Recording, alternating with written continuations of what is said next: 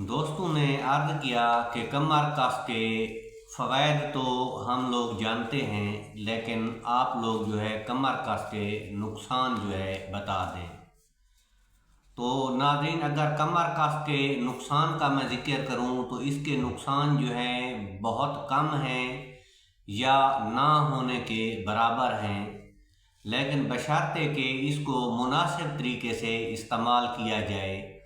अगर इसको मुनासिब तरीके से इस्तेमाल नहीं करते तो ये 100% जो है फिर गुर्दों पे जो है इफ़ेक्ट करती है, क्योंकि जितनी भी बूंदें हैं, दरख्तों से जो बूंदें हासिल होती हैं, ये हमारे जो है अमाइनो एसिड होते हैं, और ये अमाइनो एसिड जो है अगर डायरेक्ट हम इसको अप्लाई करें, मुदब्बिर ना करें, तो ये गुर्दों पे जो है इफ़ेक्ट करते हैं। कमर का इस्तेमाल करने का तरीका ये है कि इसको देसी घी में जो है बरियां किया जाता है।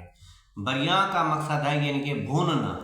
इसको हल्के से यानी कि 1 चम्मच यानी कि 10 ग्राम या 5 ग्राम की यानी कि छोटी चमची लेकर कढ़ाई में थोड़ा सा घी डाल के कमर कस डाल के भून लें। ये फुले की मानद हो जाती है और ये जो है मुदब्बिर कमर कस होती है। फिर इसका जो है 1 ग्राम से 3 ग्राम वज़न जो है दूध के साथ इस्तेमाल कर सकते हैं।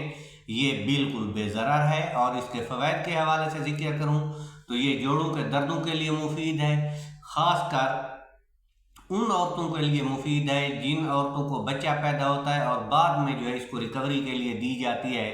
ये जो है यूट्रस का साइज़ जो है नॉर्मल कर देती है और औरत को जो है एक मरतबा फिर जवान बना देती है।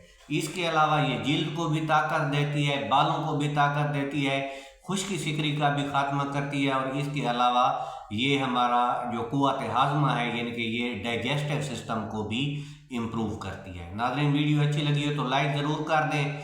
अगर मेरे चैनल पर पहली मरतबा है तो चैनल को सब्सक्राइब करना मत भूलिए। अल्लाह आपका हामी व नासिर हो। अल्लाह निगहबान।